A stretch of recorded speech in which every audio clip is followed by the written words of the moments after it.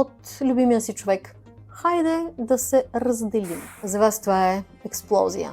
За него или нея нарцистичното разстройство няма гендър, за мен е по-удобно да говоря от позицията на женския си род.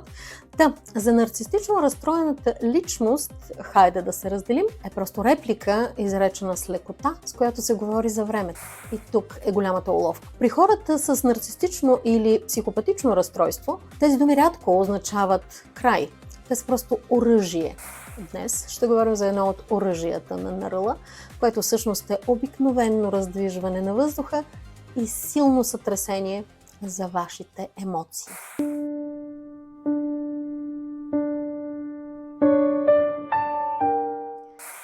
Здравейте, приятели! Аз съм Миглена Ангелова.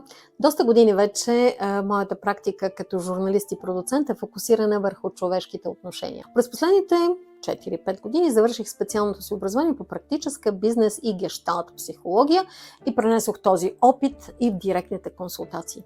Всички видеа в този канал са резултат от практиката ми. Те са отговор на информационния дефицит, който виждам, с който буквално се сблъсквам всеки. Повечето от видеята имат и добавка под формата на статии в сайта ми miglena-angelova.com.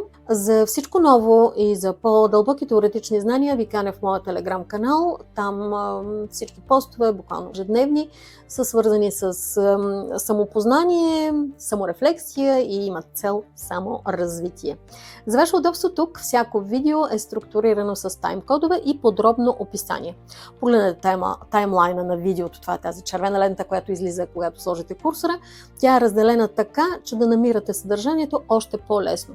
А в края на нашата среща ще ви дам пълна информация за всички канали и начини за връзка с мен. Започваме!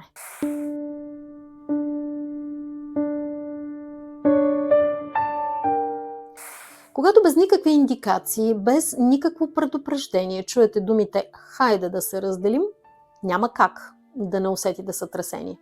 Тези думи идват неочаквано, точно като нож в гърба.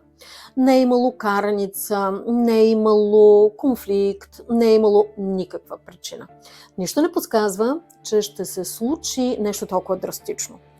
И точно това прави момента толкова травматичен. За вас тези думи са като експлозия.